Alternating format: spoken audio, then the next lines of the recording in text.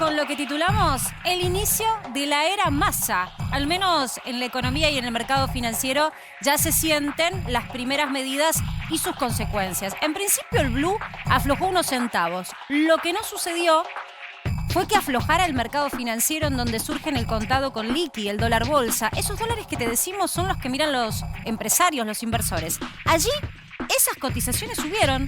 Mientras el blue aflojó, el contado con liqui y el bolsa subieron y la brecha cambiaria se ubicó en el 120%, casi 15 puntos por arriba del día de ayer.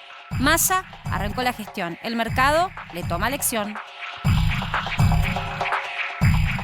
Y el secretario de Comercio Interior y Exterior, Matías Tombolini, dijo que está trabajando para relanzar los precios cuidados. Aseguró que el gobierno no va a perseguir a quienes no cumplan y que solo se va a buscar controlar para que la gente tenga referencias a la hora de comprar.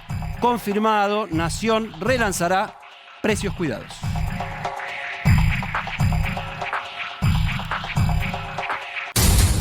En el Para que sepas de hoy te vamos a contar una de esas historias que no queremos contar. Porque un nene de 12 años fue baleado en la cabeza y está vivo de milagro. Volvía del colegio a su casa de Ciudad Evita cuando dos delincuentes le dispararon en la cara y huyeron. Según testigos, habrían intentado robarle la mochila. La empleada de una pollería lo ayudó luego de que el nene lograra llamar a su mamá. En instantes, mamá, vení, me pegaron un tiro.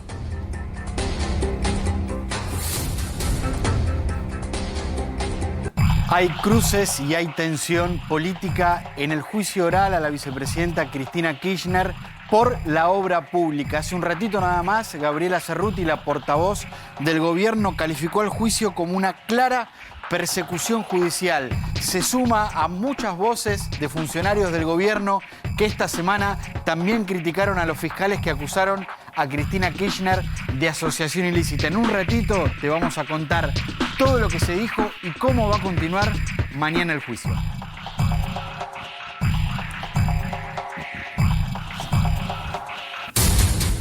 Crece la tensión en el Extremo Oriente entre China y Taiwán tras la visita de Nancy Pelosi.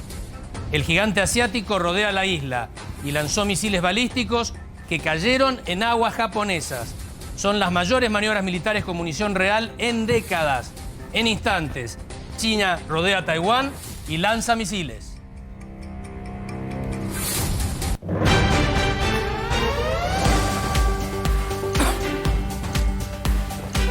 Y ya Cristian Balbo, costumbre, Cristian, estar ahí entre Casa de Gobierno y el Ministerio de Economía porque es el lugar donde se están produciendo las noticias.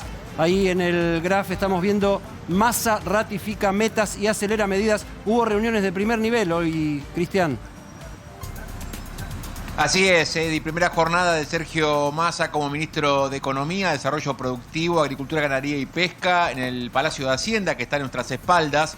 Tuvo una reunión de gabinete con todo el equipo económico. Está la fotografía donde se lo ve a él presidiendo este encuentro. Y más tarde cruzó la avenida Irigoyen para dirigirse a la Casa Rosada y mantener un encuentro bastante extenso con el presidente de la Nación. ¿En qué se trabajó básicamente en la jornada de hoy? En ver cómo incrementar las reservas del Banco Central, Eddie, y evitar todo tipo de emisión monetaria. Estuvo también Tombolini, Matías Tombolini, el flamante secretario de Comercio Interior, como bien adelantabas en los títulos, trabajando en ver el relanzamiento de lo que tiene que ver con la lógica de precios cuidados. A él también lo vimos aquí en el Palacio de Hacienda, fue a la Secretaría de Comercio y después cruzó la Plaza de Mayo caminando para una reunión en la Casa Rosada. También hubo conferencia de prensa de la portavoz oficial Gabriela Cerruti, informando que ya no hay, o lo que existe ahora es una sensación de estabilidad. Textuales palabras de Gabriela Cerruti al inicio de esta conferencia de prensa, donde también ya adelantó que está trabajando en lo que tiene que ver con el ahorro de energía, tanto en materia de luz como de gas. Y adelantó también un dato importante, que podría haber novedades en las próximas horas en lo que tiene que ver con la Secretaría de Energía, que es un área que todavía mantiene a su actual titular, pero bueno, habrá que estar atentos a ver qué Sí. novedades puede haber Cris, al respecto. En concreto, yo lo definía como la perla dorada del gabinete económico, ¿no? El área de energía es, sin dudas, hasta ahora, en este tiempo de mandato, lo que ha generado muchas fricciones en su momento con Guzmán. Batakis no tuvo injerencia, pero muchas disidencias en torno a cómo gestionar la política energética del país. Y es también la perla dorada porque es allí en donde hay que hacer cambios groseros para propiciar inversiones de largo plazo. Está ya con nosotros Roa Yerdi, que nos está escuchando, nuestra compañera Rosario, que nos trajo todos los detalles de cada uno de los nombramientos. Y hoy, Ro, el área energética y el rol del viceministro son esos lugares donde todavía faltan definir nombres. Sí, Marce, buenas noches, Ed, y también Hola. los saludo a Cristian y a toda la mesa.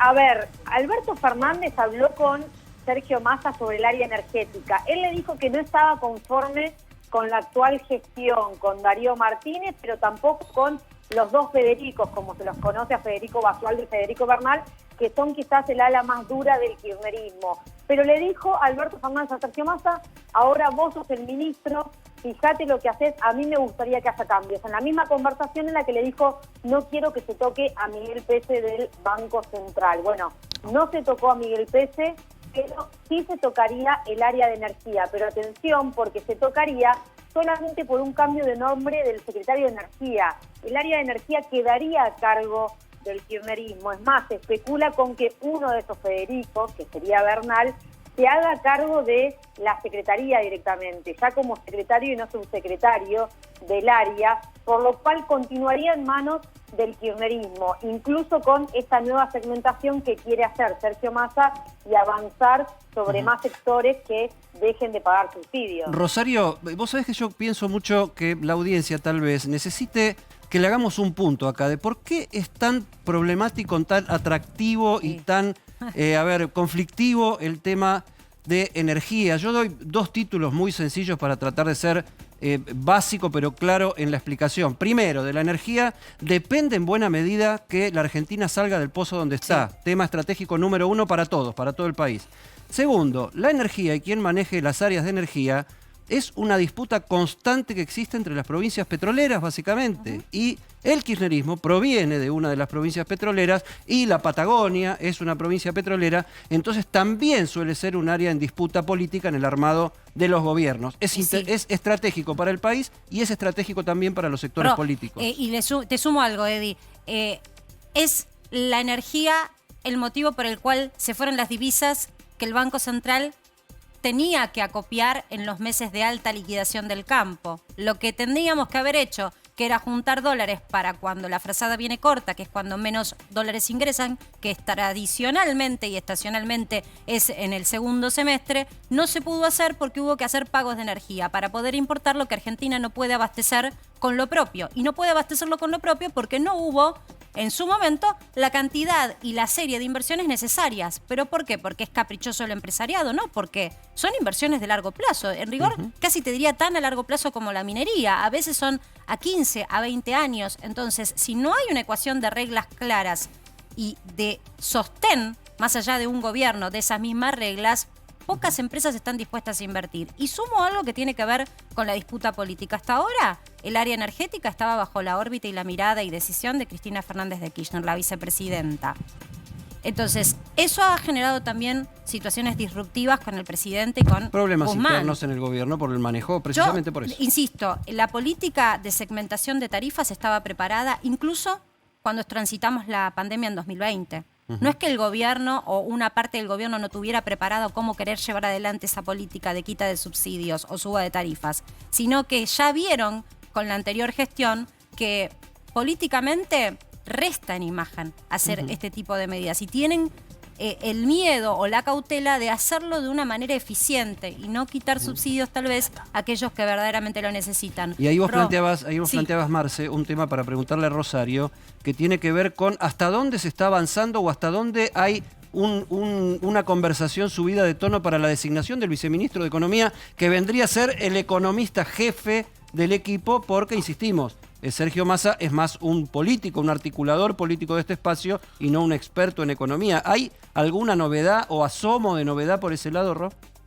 Sí, déjame agregar algo con respecto a la Secretaría de Energía para entender la disputa política, porque fue desde el primer lugar en donde se bombardeó Martín Guzmán. En realidad, ahí nace la pelea con Martín Guzmán cuando quiere echar a Federico Basualdo y no lo consigue hacer. Incluso le dice a los medios que Federico Basualdo estaba despedido y Federico Basualdo nunca renunció, es más, renunció Martín Guzmán y continúa, por lo cual es un lugar de disputa muy ¿Y te acordás fuerte. la carta, Ro, en donde conocimos públicamente que no se estaban haciendo las erogaciones correspondientes para saldar el pago de la balanza energética? Datos que debían ser muy, digamos, del propio gobierno, y del propio gobierno salen y lo publican. Había sido obsceno lo último que había Peleas pasado. que yo digo, fíjate toda la tela para cortar que hay, y la mayoría de la gente se queda fuera de estas discusiones porque no entiende. O sea, ¿cuál es el tema de esta cuestión? Ro, yo te había tirado la pregunta del secretario del viceministro, digamos, el secretario de Planeamiento o Planificación Económica. Y además es clave el nombre para ver hacia dónde quizás Sergio Massa empieza a direccionar la política económica después de la estabilidad, porque incluso hasta se especuló con algún nombre que podía llegar del gabinete de Axel Kicillof, hasta con algún Augusto Costa. Ahora, si ponen un nombre como Augusto Costa, un nombre del kirchnerismo, uno entiende que Sergio Massa va a estar mucho más condicionado de lo que se creía, porque es como ustedes dicen, va a ser el técnico, en realidad el ministro de Economía, las decisiones las va a tener Sergio Massa, pero el técnico en esa área. Sí, bueno, igual, Ro, lo que queda claro es que más allá de cuándo se anuncie ese nombre, es tan importante que acá ya empieza a dejar ver algo que el mercado olfateó durante todo el día de hoy, que es que Massa tiene que consensuar para poder decidir.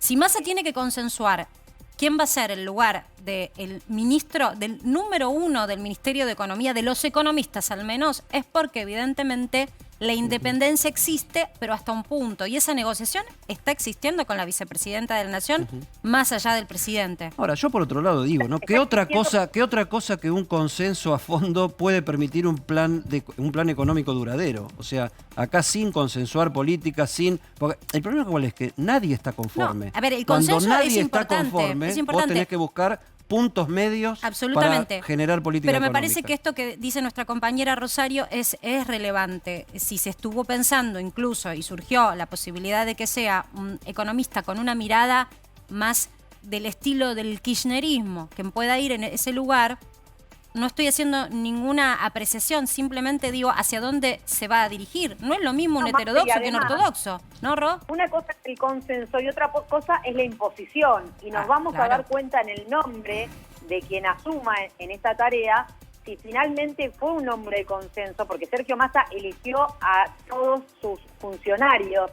Si va a ser un nombre de la confianza de Sergio Massa o va a ser un nombre más ligado a otros sectores. Entonces ahí me parece que va a estar la clave en si es un nombre de consenso, que se viene hablando con Cristina Kirchner y con Alberto Fernández, pero que Sergio Massa decide, o termina siendo una imposición de un sector. Por eso digo, todos los que están alrededor de esta película, mirándola y prestándose a escuchar, prestándole atención y mostrándose predispuestos, en el momento en que sientan que acá hay imposición y no hay consenso, se van a retirar y van a tratar de participar de alguna otra película. Lo han dicho prácticamente todos. Vamos a escuchar, Ro, no te vayas, vamos a escuchar a Matías Tombolini, que habló del tema crucial que es la inflación. Sergio lo explicaba ayer, ¿verdad? La idea de entender a la inflación como la consecuencia de un conjunto de causas. Y por eso él habló de avanzar sobre 4 ejes distintos. Y en lo que tiene que ver con la política de precios, la microeconomía de este programa económico, también hay que abordarlo desde distintos aspectos. En todos los casos, Pablo, me parece que lo importante es entender la idea de funcionamiento de equipo.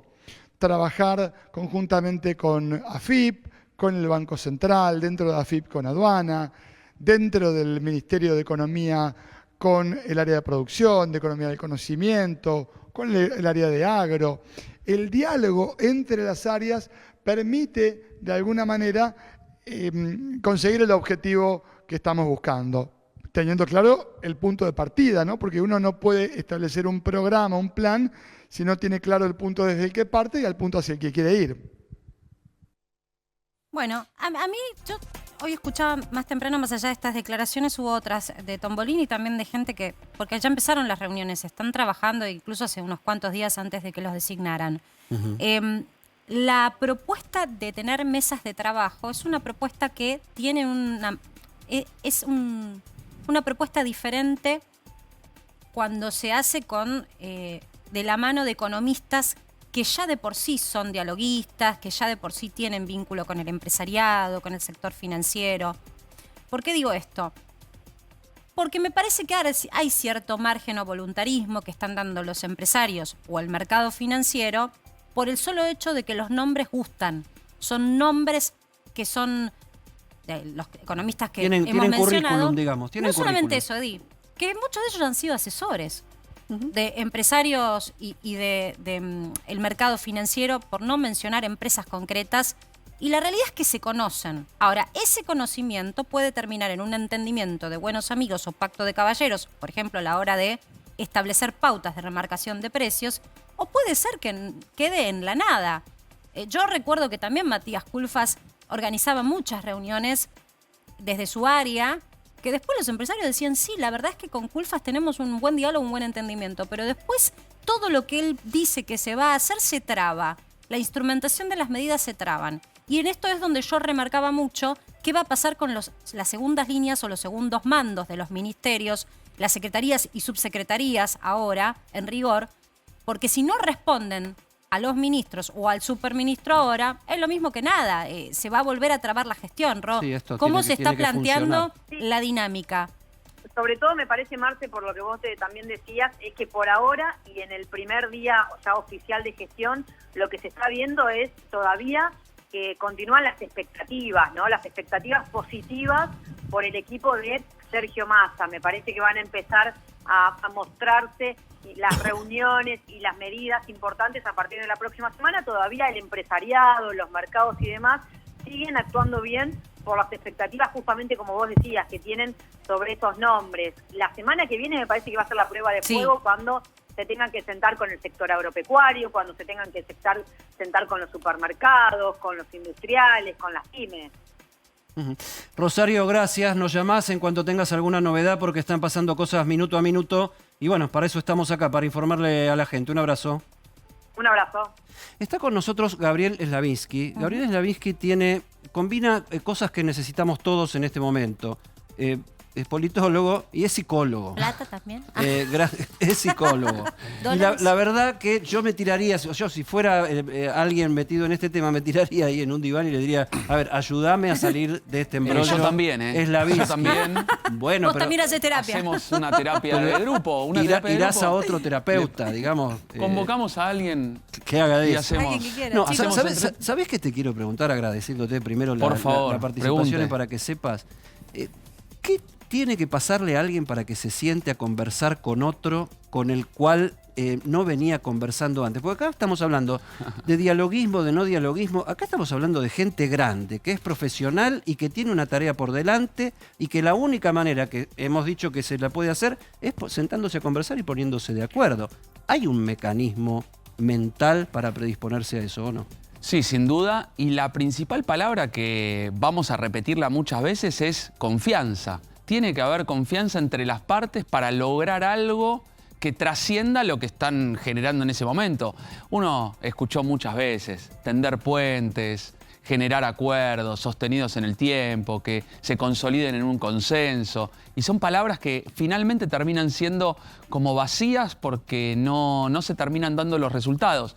Creo que lo que estamos viviendo es, de alguna manera, la incorporación de Massa es la búsqueda, por lo menos, de algo que él en ese sentido exponía. La famosa ancha avenida del medio del Frente Renovador planteaba esta cuestión de que teníamos que conversar en un centro, una moderación, en una sensatez Gabriel, lógica, con mucho eslogan en ese sentido de campaña. Eso es lo políticamente correcto. Lo políticamente después correcto. Cuando tenés una Argentina con una economía tan delicada y hay que llevar adelante medidas, las medidas que muchas veces se aconsejan tomar, sobre todo con los libros o manuales de estilo más ortodoxos, son medidas que antipáticas. Quienes hacen encuestas políticas aseguran que restan y no suman. Entonces, Mi pregunta es, en este momento de diálogo y en este momento en donde se busca congeniar con sectores con los que hasta ahora fue disruptiva la comunicación, por ejemplo, con el campo, por ejemplo, con el empresariado, es decir, tratar de no tomar como cucos a los que pueden ser posibles aliados. ¿Qué puede llegar a pasar con la clase media trabajadora, con aquellos que tal vez tengan resentido los bolsillos cuando estas medidas empiecen a surtir sus efectos? Primero y principal, gobernar es administrar esas tensiones, de eso se trata, porque si no es como que, bueno, hagamos las medidas que sean populares o populistas, que me hagan de algún modo mejorar en las encuestas y con eso estamos bien, es suficiente. Y en realidad eso es una mirada electoral que no me parece que corresponda. Me parece que administrar tensiones y de la manera en que esos equilibrios se vayan sucediendo es la función principal del articulador. Hoy Massa te diría que, ustedes lo dijeron muy bien, falta el viceministro de Economía. Massa se planta de alguna manera desde el Ministerio de Economía en una dirección, en una jefatura de gabinete en economía, para justamente a partir de un diálogo, de el mejoramiento de los tonos, de tener interlocutores válidos para administrar esas tensiones. ¿Sabés que la quiero simplificar más? Porque estamos en un embrollo aparentemente tan difícil de resolver y que surge, a mi juicio, de si tenemos ganas o no tenemos ganas de resolverlo. Ese es el principal problema. Perdóname que voy a esto. Perdóname que voy a esto. Una casa, una familia. Hay que dar una noticia antipática. Chicos, se tienen que ir a vacunar. Les van a pinchar el brazo, les va a doler, pero es lo que tienen que hacer. Y papá y mamá lo que hacen es ponerse de acuerdo y convencer de que eso es lo que hay que hacer. Y eso, ¿sabés qué le hace al pibe? Lo tranquiliza. Coincido, pero la pregunta que flota es... Yo no sé si tienen ganas de ganar las elecciones. Yo me preguntaría eso. Por eso, ¿de qué tenés ganas? ¿De qué tenés ganas? ¿De ganar las elecciones o de arreglar el país? Por eso, hablemos en serio. Es un buen punto ese. Que miraría esa que es la cuestión de fondo. Me parece que lo planteaste bien en una casa. Pero acá, mamá y papá, no sé si están de acuerdo, porque esa es la pregunta que flota. Entonces vos decís, bueno, la realidad es que parece que en esta nueva articulación el presidente perdió su trabajo de articulador del Frente de Todos que gobierna el país y ese nuevo esquema lo conduce Massa. Massa es el nuevo director ejecutivo. Yo después te cuento la novela que mamá y papá se pusieron de acuerdo. Te cuento la novela y me encanta de las traiciones entre ellos para ver quién gana la elección y quién la pierde, porque eso es la realidad. Pero yo creo que no podemos caer en la fatalidad de que eso es lo único posible, porque acá hay un valor superior por encima de todo esto, que es después lo citan, ¿viste? Lo que dice la Constitución, lo que dice la cosa, y queda como una conversación de estúpidos el que se pone a hablar de estas cuestiones, que son las cuestiones serias, y después lo verdaderamente serio es lo políticamente incorrecto de a ver cómo te hago bullying para ganar las elecciones. Sí, la verdad que la mirada electoral en el último tiempo ha primado en los últimos 4 o 5 años, y quizá 20, pero ha primado. Y en este sentido... uno podría decir que existe esa cuestión electoral, porque si uno lo toma a Massa en el sentido patriótico, digo, bueno, la verdad que mostró convicción, decisión, la realidad es que se preparó para este momento, digo, casi que uno lo tendría que elogiar. Ahora, por el otro lado, dice, bueno, la verdad que es su última oportunidad porque las encuestas hacia 2023 no le daban positivamente, no tenía una buena perspectiva, por lo tanto encontró un lugar donde proponerse y... No nos olvidemos una cosa importante. Antes de Batakis, cuando Sergio Massa pide, digamos, más control, más poder, más tablero, botonera, finalmente no le otorgan toda la cuestión y todos los pedidos. Sin embargo, terminan en esta instancia, quizá con un poco menos de poder, pero comprometidos. Gabriel, terminó el mando de toda la economía. Menos poder, no, es todo el poder. Digo, se quedó hasta intervino el Banco Central, en efecto. Yo quiero preguntarte, según tu mirada, muy concreto como psicólogo y también con las consultas que vos tenés cuando haces tus muestras de análisis político, ¿la sociedad está preparada para que le digan la verdad? Porque la verdad es que la situación económica es muy delicada y Massa es un buen comunicador. Digamos que desde la gestión comunicacional quizás sea mucho mejor que otros economistas que han ocupado el rol de ministros de Economía. ¿Estamos preparados para aceptar la verdad? Es una buena pregunta y no sé si la clase dirigente está preparada para aceptar la verdad.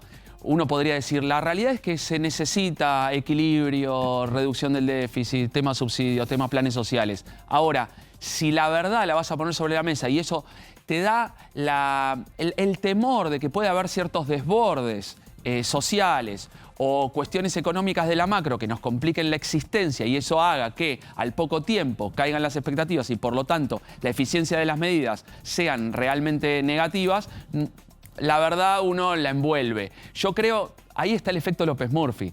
López Murphy intentó ese viernes fatídico decir muchas verdades en esa conferencia de prensa. Y la verdad es que ese día casi que te diría que perdió su mandato. Sí, pero bueno, un ministro de Economía que lo voltea la fuga no es un ministro de Economía con mucho poder. De recortes brutales Después directos. el país, 2 meses después, hizo un ajuste muchísimo mayor que el que Totalmente. proponía, Por eso digo, no quiere decir que no pacíficamente. vos fíjate que quizá tenía la verdad de su lado o lo que tenía que expresar Bueno, y sin embargo fue muy crudo. Pero han Eso es lo que a pasado eso voy. 20 años de eso y parece que no hemos aprendido ninguna lección. Presidentes de un lado o del otro, todos los presidentes sueñan, ahí nomás llegan, con eternizarse, decir buenas noticias, contar la parte positiva. El tema es que ya la olla no tiene más nada.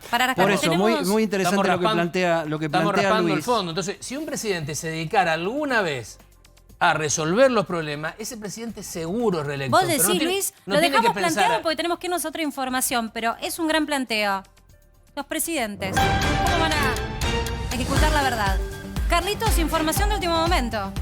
Información de último momento. Miren este video que es la verdad y hiela la sangre. Casi lo matan a mazazos. ¿Qué sucedió? Una mujer se quejó de su pareja y el hermano de esta mujer lo fue a buscar y así miren, adentro de la pizzería donde este joven trabaja, a los mazazos, con una llave inglesa también, a las patadas. El joven tirado en el piso, le siguen pegando. Entra un tercero y le vuelve a pegar con un elemento contundente que tiene en la mano. Fíjense cómo le pegan. Patadas, el hombre Tremendo. casi inconsciente en el piso y le siguen dando. Pero ya no tienen ni siquiera la prudencia del disimulo. Esto es un intento de homicidio. Salen de día, Después- asesinan. Porque la realidad es que podrían haberlo... O sea, Marce, no lo mataron de- de casualidad. Hay que discutir y otra vez, cuando hablamos de legisladores, ¿qué es lo que, cómo encuadramos esto para la justicia? ¿Lo vienen persiguiendo? Lo vienen persiguiendo porque lo acusan de violencia de género con una chica. Entonces los familiares lo fueron a buscar y casi lo matan. Por eso es que digo que esto hay que encuadrar como intento de homicidio, ¿eh? Porque lo podían haber matado tranquilamente. Nos vamos a trabajar al lugar, está Javier Mozo, allí en Merlo, donde ocurrió todo esto. Hola Javier, ¿cómo te va?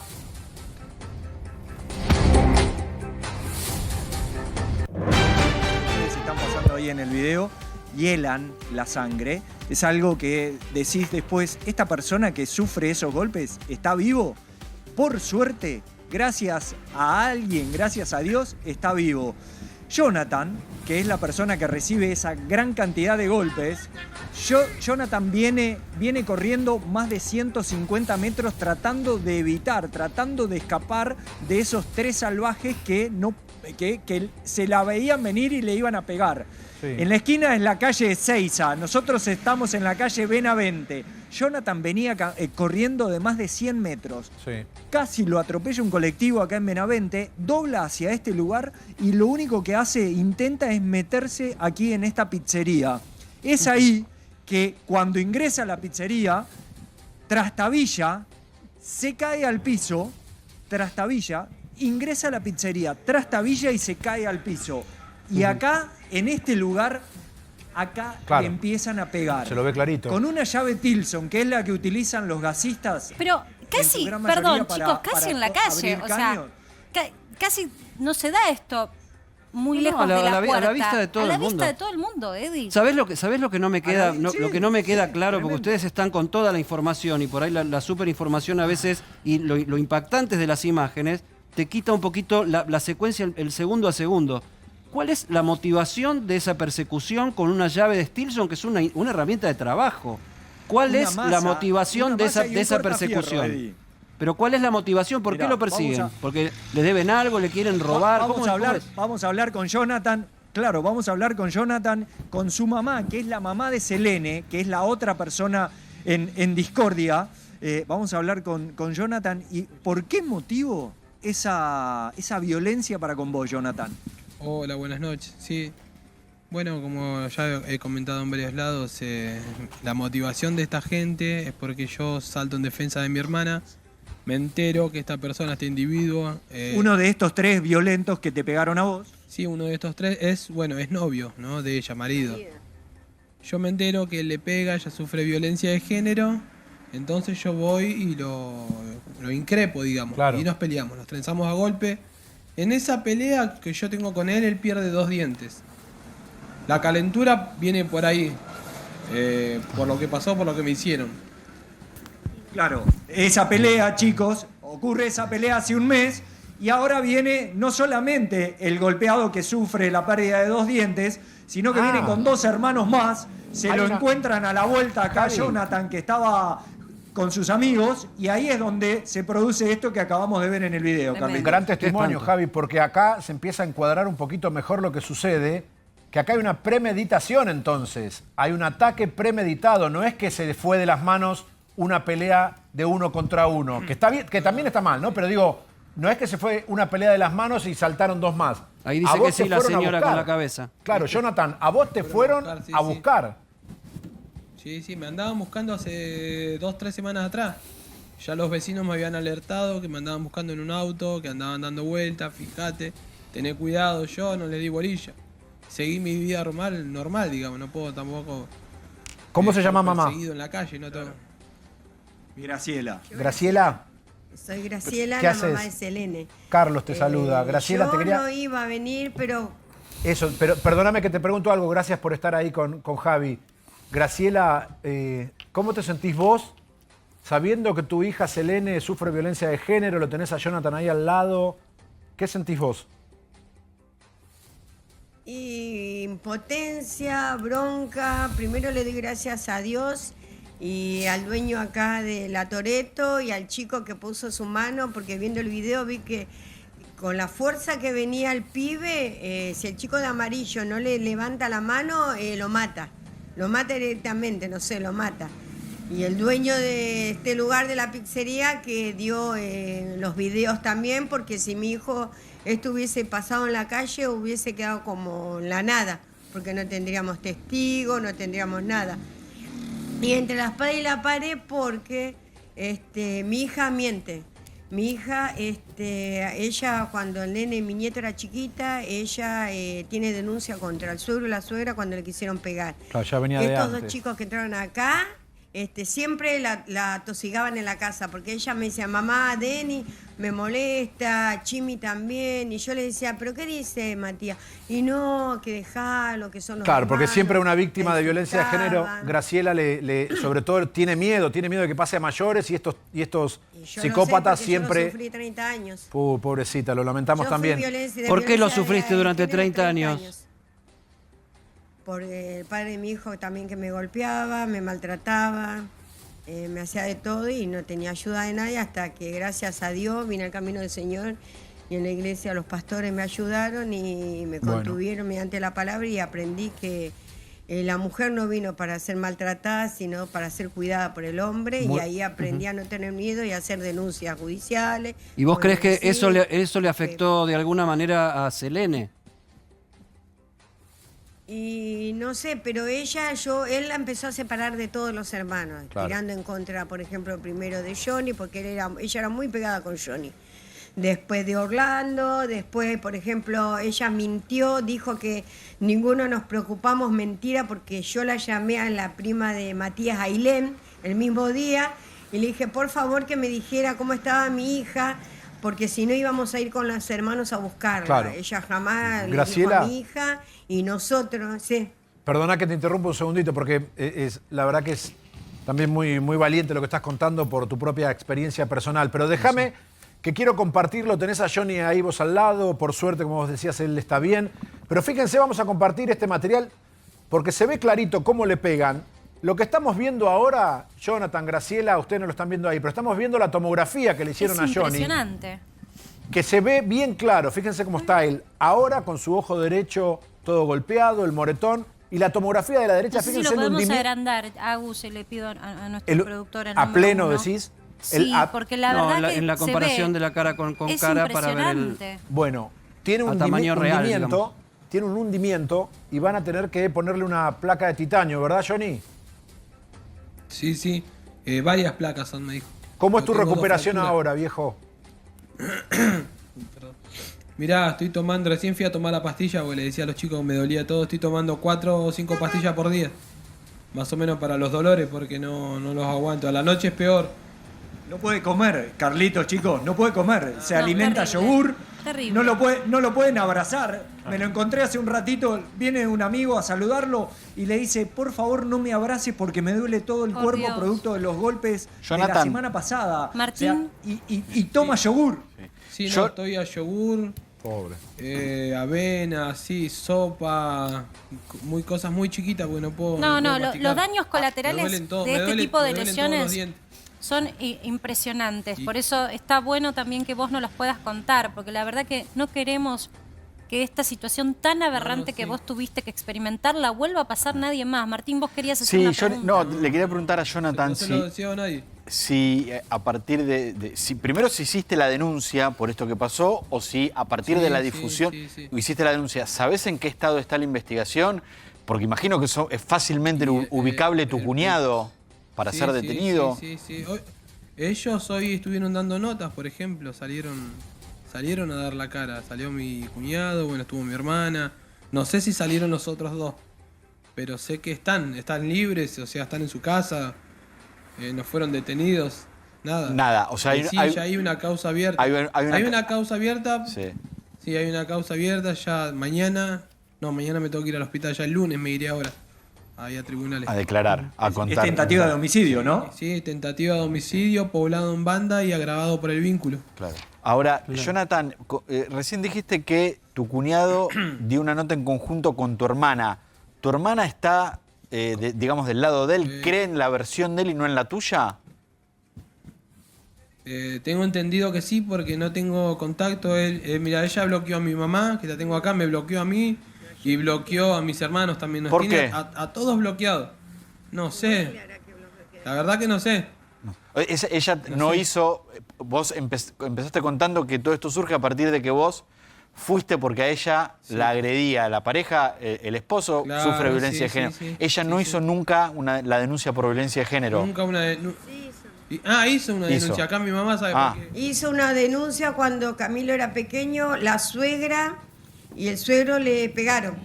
Y ella vino a mi casa y bueno, y él vino en un auto re borracho, chocó a alguien por la ruta, no sé, que el auto roto. Y atrás que pidiéndome por Selena, yo no la dejé salir y ella fue al juzgado y hizo la denuncia. ¿Y qué Ahora, pasó lindo con esa prontuario causa? este Está muchacho, en el ¿eh? juzgado de Morón. ¿Y qué pasó? Y después él vino, como todo, bueno, que perdoname, y bueno, y quedó ahí. ¿Pero qué ella pasó con volvió. esa denuncia, esa causa que se abrió? No, porque vio, se arregló todo, que perdoname, que nunca más, que va a pasar, como todo. Yo la pasé también, así que es así. No prosperó esa denuncia. No prosperó, pero Por ahí está la- en el juzgado. Está, no la retiró. Si se busca, está. Javi, te agradecemos enormemente este trabajo, les agradecemos a ambos. La verdad que es horrible lo que están viviendo y queremos llevar Tremendo, chicos, la nuestra verdad es solidaridad, impresionante. pero también visibilizar estas situaciones, porque muchas veces decimos e insistimos como comunicadores que la gente cuando es víctima de cualquier ilícito tiene que hacer la denuncia, no bajar los brazos, pero también tiene que haber una respuesta inmediata por parte de la justicia. Así estos casos no se repiten. Gracias, Javi, gracias a ambos por haberse prestado a compartirnos esta historia Dale, muchas dolorosa, gracias a ustedes. pero que puede ser también muy importante para que no vuelva a ocurrir. Nos vemos, chicos. Gracias. Martín Angulo, sigue el juicio a Cristina Fernández de Kirchner. ¿Qué es lo que está pasando? Sigue el juicio, va a seguir mañana y el juicio tiene, por supuesto, además de toda la parte judicial y la acusación muy fuerte que están haciendo los fiscales Diego Luciani y Sergio Mola, su pata política, porque después del primer día de audiencia de alegatos que fue este lunes, la gran mayoría de los funcionarios del gobierno nacional y la gran mayoría de los dirigentes del Frente de Todos salieron a respaldar a Cristina Kirchner. Y hace instante nada más, la portavoz del gobierno nacional, Gabriela Cerruti, decía esto respecto de lo que está ocurriendo en el juicio. Esta nueva investida mediática judicial contra Cristina, como ustedes ya están preguntando, claramente primero les muestro porque acá atrás, acá lo que hay es el tuit que subió el presidente Alberto Fernández la semana pasada diciendo lo que nosotros pensamos, lo que él piensa con respecto a esta causa. Ustedes se acuerdan que él fue a declarar a esta causa. Es realmente un disparate, digamos, no hay ninguna prueba, no hay ningún documento, no hay nada. Además sería un cambio en lo que es el Código Penal, el delito, porque los delitos penales son delitos de actos, o sea, por lo que uno hace, no de autor, por lo que uno es. Y en este caso la están persiguiendo a la expresidenta porque era presidenta. En el momento en el que sucedían tales y cuales cosas, no hay nada, ninguna cosa en toda esa causa que ligue a la expresidenta con los supuestos delitos que se están investigando. Es un clarísimo, claro, del caso de Lawfare. Martín, Bueno, perdón, sí. ¿no hay ninguna prueba? Bueno, esto es un poco lo que viene diciendo el gobierno nacional, lo que viene diciendo el kirchnerismo, no solo desde que comenzaron los alegatos, sino desde que comenzó el juicio, te diría desde que comenzó la causa, que no hay ninguna prueba contra Cristina Kirchner. ¿Qué es lo que están diciendo los fiscales en el juicio? Sí hay prueba y la estamos mostrando. Después será decisión de los jueces si lo que dicen los fiscales alcanza o no para condenar a Cristina Kirchner, pero lo que están haciendo, por lo menos lo que hicieron en estas dos primeras audiencias, lunes y martes, mañana el juicio va a continuar, es mostrar una serie de irregularidades, y yo hasta me animaría a decir, muy contundentes, de que efectivamente en la obra pública que recibió Lázaro Báez hubo muchas irregularidades, no una, muchísimas. Si quieren en algún momento es tedioso porque hasta si quieren es muy técnico, pero los fiscales están contando en la audiencia, lo empezaron a contar en la audiencia el martes, lo van a seguir haciendo mañana, cómo se iban dando cada una de las irregularidades en las obras que recibía Lázaro Báez. Las mismas empresas compitiendo, que no se respetaban los plazos, que a Lázaro Báez se le pagaban las obras cuando no las había terminado, que a Lázaro Báez se le adelantaba plata por obras que ni siquiera había empezado. Bueno, un conjunto de irregularidades que después hay que ver quién es responsable de esas irregularidades y si llegan hasta la expresidenta. Déjame que te haga una Cristina pregunta, Kirchner. Martín, apelando a todo el conocimiento que vos tenés de tribunales. Y esta pregunta surge de muchos años de hacer periodismo y de haber tocado este tipo de causas. Porque como que se polariza la cosa entre esta causa está politizada o esta causa está llena de pruebas. Sí. A ver, puede no ser tanto una cosa ni la otra y puede haber una mezcla de las dos cosas, porque puede haber una politización de la causa, sobre todo por los personajes que participan, pero también puede haber cosas sospechosas que merezcan ser investigadas a fondo hasta el último tramo. Sí, ¿o no? no, claro. A ver, toda causa que tiene, sobre todo a funcionarios de tanto peso como en su momento fue Carlos Menem, Fernando de la Rúa o ahora Cristina Kirchner, por nombrar a 3 expresidentes, claramente que tiene una politización, claramente que tiene un peso, sobre todo además también por algo que se da mucho en la historia argentina reciente. Los exfuncionarios de mayor poder terminan siendo investigados y llegando a juicio una vez que dejaron sus cargos. Nunca llegan a juicio cuando están en sus cargos. Ahí sí tenés una mirada política del hecho. Ahora, después tenés causas como le ha ocurrido a Menem, ya fallecido, que fue condenado, que fue un juicio que se defendió, que los fiscales acusaron y que el tribunal terminó Falleció condenando. condenado, Porque, ¿no? Con ¿cómo? apelación, falleció condenado. Carlos Menem falleció con condenas sin que estén firmes porque firme. la Corte Suprema Apelaciones y todo. nunca terminó de hacerlas. Pero vamos a ver si quieren también, esto que decía Cerruti fue la continuación de una serie de tweets que distintos funcionarios del gobierno nacional, sobre todo el martes, vamos a ver siempre la fecha, es el martes, al segundo día del alegato, fueron publicando. Santiago Cafiero, el canciller, a Cristina Kirchner la persiguen por peronista, por sus convicciones y por los intereses que defiende, situación que el peronismo sufrió a lo largo de nuestra historia, por eso todos y todas con Cristina. Esta leyenda se va a ir repitiendo, es una suerte del eslogan o como se dice en Twitter del hashtag que se usó para expresar las opiniones de los funcionarios. Guado de Pedro, ministro del Interior. Macri utilizó servicios de inteligencia, operadores judiciales, hoy prófugos, esto en referencia a Fabián Rodríguez Simón, jueces y fiscales que jugaban al pádel con él en Olivos, los jueces de casación Hornos y Boriski, para perseguir a su principal adversaria política, la mujer que le puso un freno al saqueo y al endeudamiento del país, todos con Cristina, lo que dijo el ministro del Interior, y este fue el que generó más polémica. Cada funcionario judicial que interviene en la persecución contra Cristina Kirchner entraba a escondidas al despacho de Pepín Simón y Macri en la Casa Rosada. No es coincidencia, es la expresión más grotesca del lawfare en nuestro país. Y ahí a quienes ven, en primer plano, del lado izquierdo, al fiscal Mola, uno de los fiscales del juicio, y del otro lado, el procurador Eduardo Casal, cuando Mola juró y cuando le tomó juramento como fiscal. En ese mismo tuit, el ministro Soria hace referencia a que Mola visitó durante el gobierno de Macri al entonces secretario Pablo Clusellas, un hombre muy cercano al presidente Macri, lo visitó en la Casa Rosada. Hoy me contaban que esa visita tuvo que ver con una causa judicial, con una suerte que había todo un conflicto social con una empresa y que había ido a reunirse con funcionarios del área de seguridad. Jorge Tayana, ministro de Defensa, uno de los funcionarios del gabinete más cercanos. Todos, uno tras del otro. Todos. Acá mostramos algunos. Ahora, ¿sabés qué? Que Pepín Rodríguez Simón sea un trucho que está prófugo de la justicia argentina y haya comandado una mesa judicial, eso no quita que exista, saquemos a todos los que están en el medio de este juicio para que no parezca prejuzgamiento, ni mala intención, ni nada. También existe Ricardo Jaime, también existe López. A ver, ¿no? Que uno haya hecho las cosas mal no significa que el otro no las haya hecho mal. Digo, acá hay hasta, si querés, una suerte de compensación. Ah, bueno, pero como ustedes hicieron esto, nosotros quedamos separados de si hicimos algo mal. Por supuesto, no tiene nada... Yo diría que el ojo en la obra pública del kirchnerismo no se puso graciosamente porque sí. Digamos, hay cosas que sucedieron y se comprobaron. Pero no solo eso. En la causa de los cuadernos de la corrupción, uno de los elevados a juicio oral y público es el primo del expresidente Mauricio Macri. O sea, este juicio es por la obra pública de Lázaro Báez. Pero la corrupción en la obra pública es algo que cuentan todos. De hecho, en la causa de los cuadernos lo han contado los propios empresarios, que esto era histórico de muchos gobiernos, de mucho tiempo. La obra pública es algo que maneja mucha plata, muchísimo dinero. Yo me quedo pensando, ¿no? Pensar que ya tuvimos fallos en otras causas vinculadas a lo que se denominó mediáticamente la ruta del dinero, que en realidad era el último eslabón, era cómo se fugaba, cómo se escondía, cómo se ennegrecía el blanco que surgía de la obra pública. Bueno, Pero ¿quién gestionaba la obra pública y permitía ese desfalco? En ese juicio, Marce, que vos decís... Este primer eslabón es este juicio. Pero en ese juicio que vos decís de lavado de dinero, en el que Lázaro Báez fue condenado a 12 años de prisión, la mayoría del tribunal dijo... ¿De dónde venía la plata que Lázaro Báez lavaba? De dos lugares. Una de la obra pública.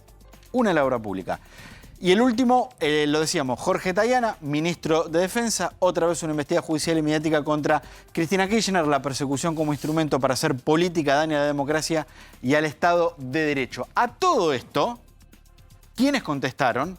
¿Quiénes salieron en defensa y en apoyo de los fiscales Lucián y Mola? Fue la Asociación de Magistrados y Funcionarios de la Justicia de la Nación, el órgano político y gremial de los jueces. En este comunicado me voy a quedar con la parte central. Dicen que acá salen a señalar que lo que dijeron Martín Soria, ministro de Justicia, que lo vimos, y Juan Martín Mena, que dijo que es el viceministro de Justicia, que dijo que el juicio era una serie de Netflix, salen a decir que no corresponde que los Mena y Soria tengan esta postura. Antes bien se trata de una intromisión impropia e inadmisible de funcionarios del Poder Ejecutivo en el ámbito propio de otro poder del Estado. Debe aspirarse a quienes se les ha confiado un cargo en el Poder Ejecutivo lo ejerzan con objetividad y respeto a la división republicana de los poderes. La respuesta de la Asociación de Magistrados a las críticas del Gobierno Nacional. 8:30 de la mañana. Mañana sigue el juicio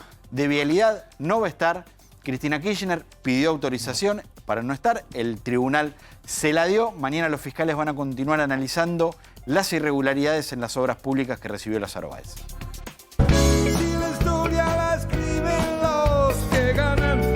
Está uno de los preferidos del presidente de la Nación, porque Alberto Fernández es el presidente de la República Argentina, es Lito Nebbia, y elegimos esta canción tan emblemática. Si la historia la escriben los que ganan, eso quiere decir que hay otra historia, y otra historia es la que se está empezando a contar desde el gobierno a partir de la asunción de Sergio Massa como ministro de Economía o como superministro de Economía.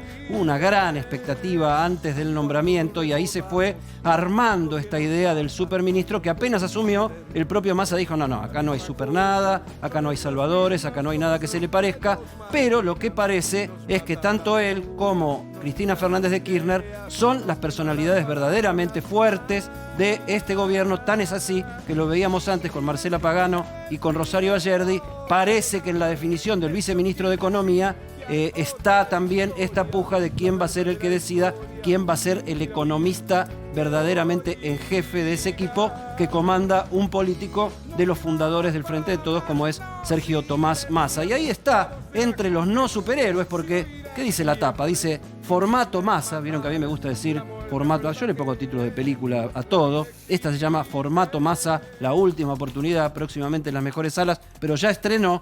Ya lo dijo el ministro, no somos superhéroes. Y ahí están Superman, el de verdad. Ahí está la Mujer Maravilla, la de verdad. Y acá está Alberto Fernández. ¿Qué? ¿Y ese quién es? ¿Es el doctor? Bueno, es el presidente. Le puse el cuerpo del profesor Chapatín, pero como para... Te iba a decir, me parecía, ¿no? Y con la bolsita, Con la ¿viste? Toda bolsita. esa historia. No, pero quería aprovechar que está Gabriel Lavinsky con nosotros acá y que estamos presentando esta tapa, con este estilo que tratamos de distender un poquito la realidad que a veces es tan difícil de tragar. Gabriel, el presidente de la Nación, que ha quedado medio desdibujado y un poco atando con lo que veníamos conversando antes, ¿cuánto pesa el equilibrio emocional de los líderes en el funcionamiento de un país? Porque esto es un clásico de la humanidad. O sea, si existe Shakespeare y existió, no sé, Esquilo, es porque hubo estos temas tradicionalmente, ¿no? Sí, a mí me gusta la locura, el alejamiento de la realidad. Sí, totalmente. A mí me gusta decir algo que parece muy evidente, pero son seres humanos y con los dirigentes es bueno trabajar esa dimensión de seres humanos donde sienten, viven situaciones, tienen ego y frustraciones. Eso, no tengas duda, quizá me sale un poco del psicólogo de adentro, ¿no? En ese sentido, pero claramente yo igual lo analizaría desde un punto de vista mucho más político en este sentido de la cuestión del presidente, quizá en una dimensión más real y en una más simbólica, pero en lo real es que... hay una dimensión institucional, pero acá hay un hombre, que es el centro, el que recibe la unción de los atributos del poder y que después queda... empequeñecido y que ya cuando si vos das a elegir a qué fiesta, a qué asunción irías, a la de Massa o a la de Alberto, la mayoría te dice sí, pero la dimensión real a la que me refería era que es un hombre que ha perdido su trabajo. Su trabajo principal tenía que ver con la articulación del Frente de Todos. Él dejó de ser el director ejecutivo de la empresa del Frente de Todos y eso es lo que parece como que queda relegado, como que queda en segundo plano. Cuando se dice el presidente está desdibujado, perdió liderazgo, hay una crisis institucional, no. Perdió el liderazgo que ejercía la función concreta de la dirección ejecutiva del Frente de Todos, que había ganado... Era una coalición gobernante, entonces en una coalición se suponía que iba a administrar las tensiones propias de cualquier coalición. ¿Le pasó a los anteriores también? Digo, el presidente... Juntos por el Cambio también era una coalición. Pero por supuesto, de otro estilo. Pero el presidente logró ser el articulador convocado por Cristina en mayo del 19. Si ganaba la elección, podía ser presidente a la vez que articulador. Esa función de articulador, con el paréntesis de la pandemia, no fue exitosa, por llamarlo de alguna manera. No pudo administrar las tensiones porque tenía un contrato inicial esa función. Y ese contrato de trabajo era moderación en las formas, búsqueda de consensos, trabajar para que el sector radicalizado del Frente de Todos, liderado por Cristina, no sea lo que prime, y todas esas situaciones no pasaron. Y después pasaron dos situaciones claras, contundentes. Él fue contratado para ganar elecciones. Pero, y en el 2019 las ganó, pero las PASO las perdió. Gabriel, cuando vos decís el contrato es con la sociedad, imagino. Porque cuando vos decís contener las fracciones más exacerbadas del kirchnerismo, que es una ideología que en función de haber tenido que elegir un mediador, es que necesitaba captar a otro electorado. En realidad el contrato que no cumplió el presidente es de articular con la sociedad esas tensiones. Por supuesto que son dos dimensiones en ese sentido, la ¿no? vicepresidenta que lo ungió en el poder. No, él tiene un contrato incumplido como articulador con la sociedad que después, digamos, rinde cuentas en las elecciones con una estrategia, no sé si recuerdan, PASO 2021, la estrategia Alberto. Cristina no está de acuerdo y él dice, no, yo tengo un contrato con la sociedad, necesito moderar toda esta virulencia que se daba. Pierde las elecciones y yo creo que hay después un segundo momento que le hace perder el trabajo, que es el acuerdo con el Fondo Monetario Internacional, que no, sin tener el aval explícito, más o menos, claro, donde de Máximo su le vicepresidenta. da el portazo y lo claro, digamos, y en esas dos conductor. cuestiones yo creo que ahí queda medio vacante, se busca Mansur, quizás en alguna Scioli, Hoy está confirmado que ese lugar es de Sergio Massa. Luis, Gabriel, ¿querés participar? Dale. Sí, te había planteado antes si algún día algún presidente se decide a encarar el problema de fondo, que ya casi todos coinciden cuáles son los problemas de fondo. Nadie se anima. Porque ahora la sociedad da un margen.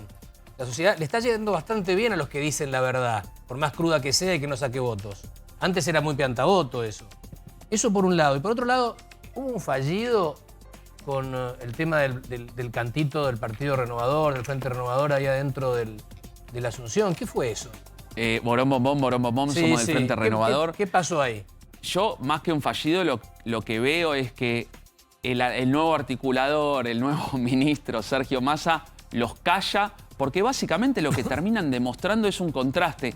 Tengo una particularidad, una particular, digamos, concepción de que hay cosas que no se deben festejar. ¿Qué estamos festejando? ¿Por qué festejan esa circunstancia en donde asumen una responsabilidad en un momento de crisis tan difícil? Entonces me parece que lo que hace es buscar un mensaje interno que para mí es un poco desproporcionado y también hacia el afuera genera este contraste en el mal humor social y la desconexión. Me parece que eso pinta un poco la desconexión que en general tiene la dirigencia política, que mira mucho el micromundo y quién, lo puedo decir un bruto, pero quién la tiene más larga para ir a ver quién ganó, quién le corresponde más cargos, más poderes. Para la interna, Para ¿no? la interna. Y la posibilidad de que haya un nuevo orden político, porque en efecto, lo analizábamos ayer con Eddie, es un nuevo organigrama político. Cuando vos ves cómo están los ministerios, se barajó y se dio de nuevo. ¿Esa posibilidad puede generar expectativa favorable en la sociedad? ¿Recuperar por lo menos una expectativa favorable? Mira, yo lo divido en tres dimensiones. La política interna, la económica y la electoral. Esas tres cuestiones, ciertas bases las ordena la convocatoria de Massa y el cambio de dirección ejecutiva. ¿Por qué? Porque la política interna va con las expectativas de yo la voy a atenuar la situación. Si me preguntás hacia adentro, ese cambio tan fuerte de jefatura de gabinete, de conducción, que ejerce Massa administrando expectativas, me parece que lo que denuncia el reconocimiento es que la raíz del problema es política. El desafío es comprender si esa enfermedad política, los síntomas son económicos reversibles o en realidad ya estamos en una conflictiva económica profunda. Muchos dicen que el paciente ya no es solamente con pastillitas de omeprazol y comida sana y ejercicio, sino que se necesita medidas concretas y potentes. El punto es que tenés muy poco tiempo para revertir cualquier situación que genere poca empatía en el electorado, porque tenés la carrera política. Yo digo, palabra más, palabra menos, es marzo en general el mes de definición de candidaturas. Entonces, ahí voy con mi pregunta. Mi pregunta tiene que ver con qué posibilidad tiene ahora el peronismo, vamos a poner peronismo al frente de todos, de recuperar al que se desencantó. Déjame que te conteste como consultor. Vamos etapa por etapa. 3 semanas hacia atrás. 3 semanas hacia atrás se hablaba del adelantamiento de elecciones, de asamblea legislativa, de cosas complicadas que estaban ahí. Hoy se habla de quizás una oposición diciendo tratemos de hablar de que Massa es parte de un gobierno que fracasó, que esto es más de lo mismo, porque está el temor de que con alguna maniobra termine. También. Claro, por supuesto que hay que administrar esas expectativas y Massa con la declaración que hizo. Déjame porque tenemos una comunicación, déjame que te haga una, porque, a mí hacer la futurología de qué es lo que va a pasar siempre me resulta muy engorroso porque el futuro es básicamente impredecible. Pero lo que sí podemos ver es lo siguiente. Si estamos ante un problema básicamente político, esto depende básicamente de cómo articulen políticas los conductores, los que manejan el asunto. De raíz política, diría. De raíz política. Entonces, yo lo que me planteo es lo siguiente. Con total brutalidad al psicólogo le pregunto. ¿Alberto Fernández se puede deprimir tranquilo? Se puede deprimir tranquilo porque queda afuera de la ecuación. Mirá, te voy a contestar con una metáfora. O con un paralelismo.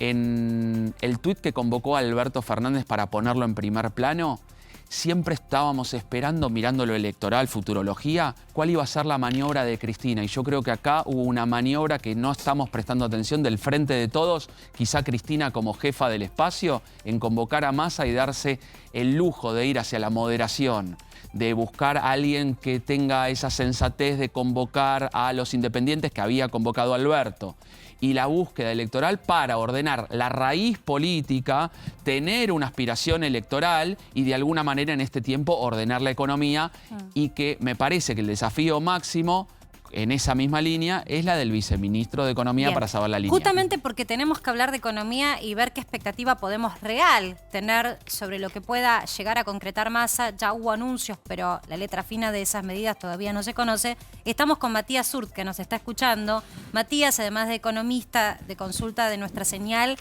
participó en el último encuentro de Juntos por el Cambio, así que te han escuchado algunos de los referentes importantes de la oposición. Hola Matías, ¿cómo estás? Hola Marcela y a todos, ¿cómo están? Buenas noches. Hola. Quiero preguntarte sobre qué mirada tiene hoy Juntos por el Cambio de lo que se viene, dado que esta ha sido una jugada política que hasta ahora no habíamos visto. La jugada política de un tercer referente político, estoy hablando de Massa, teníamos al presidente y a sus economistas, teníamos a Cristina y sus economistas, y ahora tenemos a Massa a la espera también de su economista o viceministro.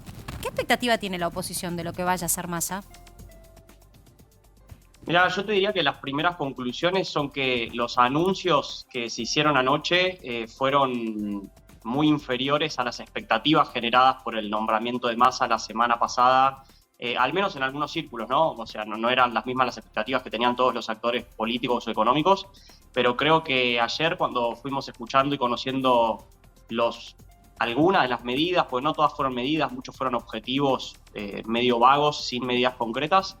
Y hoy, más que nada, cuando vimos la reacción del sistema económico, me parece que quedó bastante claro que si es solo esto lo que va a cambiar, me parece que seguimos por el mismo camino y que la economía no encuentra un rumbo. O sea, nosotros tenemos un problema realmente grave que requiere de la implementación, del diseño y de la correcta implementación de un plan de estabilización de verdad, como pocas veces se hizo en la historia económica argentina, y me parece que lo de ayer y lo de hoy no está estando a la altura. Bien, Matías, yo quiero preguntarte por algo concreto en lo que también en su momento le han pifiado en Juntos por el Cambio, que es la administración de las brechas cambiarias. De ayer a hoy, la brecha cambiaria, si vos tomás los dólares financieros para tomar los legales versus el tipo de cambio oficial, se amplió. Se amplió 15 puntos porcentuales. Hoy tenemos un divorcio entre tipo de cambio oficial, que lo están acelerando la devaluación, y los paralelos del 120%. ¿Cómo haces para corregir eso, que en definitiva nos afecta a todos porque es el por si las dudas de la remarcación, el algo puede llegar a pasar con el dólar? Son miedos que a veces no son fundados, pero están latentes con esta brecha. ¿Cómo corregís eso sin que vaya a remarcación de precios? Y la verdad es que es bastante difícil. Hay pocas maneras de corregir. O sea, la brecha cambiaria, primero, para entender cómo corregirla, tenemos que tratar de entender por qué está generada. Yo creo que hoy la brecha de hoy tiene una doble causa. En primer lugar, el tipo de cambio oficial, digamos, el que usan importadores y exportadores para intercambiar con el resto del mundo, no desde mi análisis, sino desde, por ejemplo, leyendo el último informe del Fondo Monetario Internacional sobre la Argentina, o trayendo a la actualidad declaraciones de hace un par de años o un par de meses del propio Alberto Fernández, me parece que está atrasado con respecto a lo que podría ser un tipo de cambio de equilibrio. Entonces ese es el primer... ¿Cuál sería el tipo de cambio de equilibrio? Eso es interesante de analizar. Bueno, pero por ejemplo, para tener una idea, ¿se acuerdan? Previo a las PASO, Alberto Fernández había dicho que él se sentiría cómodo gobernando en ese momento con un dólar de 60 pesos. Bueno, el dólar de 60 pesos con el que Alberto Fernández se sentía cómodo en agosto del 2019, hoy es un dólar de 210. Entonces eso significa que para que la gente sepa, estamos hablando de que el oficial está por detrás de los 140 pesos. Entonces... Exactamente, entonces eso lo que te indica es que en estos meses de gobierno de Alberto Fernández se atrasó el tipo de cambio con respecto a la competitividad que Alberto Fernández decía en 2019 que tenía que tener la economía argentina con el resto del mundo. Ahora, entonces, si vos de un saque subí 25 centavos el tipo de cambio oficial para llevarlo al nivel en el que en teoría el presidente decía es un nivel cómodo para Argentina, ¿eso no impacta en los precios? Sí, absolutamente. Por eso me refería al principio de que lo que necesita la coyuntura en este momento es un programa de estabilización completo, digamos. Los programas de estabilización suelen tener 5 o 6 frentes. Aspectos fiscales, aspectos monetarios, aspectos cambiarios, y ahí vendría esto que estábamos diciendo, y lo que algunos llamamos, digamos, en programas que por ahí tienen algún tinte heterodoxo, una coordinación de precios y de salario o una forma de romper con la inercia inflacionaria. Obviamente que si vos no haces todas esas cosas en conjunto, la receta puede terminar siendo peor que el problema, como ha pasado muchas veces. Pero cuando vos hablas de típico coordinación, esto es muy importante, ¿eh? También tuvieron problemas en la anterior gestión por la administración del valor del salario. Cómo hacer para que no pierda en la carrera con la inflación. La CGT se plantó hoy con respecto a la propuesta de un bono de suma fija para recompensar los salarios que han perdido, están perdiendo la batalla contra la inflación. No quieren una suma fija y esto se va a ver en la marcha que ellos van a abonar el día 17. Hasta ahora esa es la información. Es una primera marcada de cancha, creo yo, de la CGT. Al anterior gobierno tampoco le funcionó bien esta ecuación y los salarios perdieron contra la inflación. ¿Qué significa cuando vos decís tiene que haber una política consistente? No puedes solamente atacar una situación de apreciación de tipo de cambio, sino también tenés que ver cómo manejás otras variables. ¿Qué significa cuando ustedes dicen la variable salarios hay que manejarla? Yo lo que me estoy refiriendo concretamente es que si lo único que hacemos con los precios claves de la economía, que son el dólar, las tarifas y los salarios, por ejemplo, es indexar todo a una inflación más alta, entonces lo único que hacemos es poner a funcionar la economía en una inflación más alta. Si todos los precios van al 100 y por eso mi respuesta ante eso es que los salarios también suban al 100, bueno, mañana va a ser 150 y todo va a subir al 150 y pasado va a ser 200 y todo va a subir 200. O sea, creer que podemos solucionar variables reales manejando el ritmo de crecimiento de las variables nominales es algo que está demostrado históricamente en la economía que no funciona. Entonces, si lo único que vamos a hacer es adaptarnos a una nueva inflación, lo que hoy estamos quizás transitando como una inflación más transitoriamente más alta, la vamos a convertir en una inflación permanentemente más alta. Tenés razón, Matías, yo te escucho y desde el punto de vista de generar equilibrio en las cuentas suena razonable. Ahora, para la gente que nos está viendo, que le está costando llegar a fin de mes o que le está costando mantener su estatus de vida, que es básicamente la clase media trabajadora, es un problemón lo que estás planteando, pero significa seguir perdiendo frente a la inflación, significa que más gente va a decir, bueno, entonces ni bien cobro voy y compro todo lo que puedo porque yo ya sé que pasado mañana no voy a poder comprar lo mismo con los pesos que tengo en el bolsillo. Y eso también genera expectativas de remarcación de precio.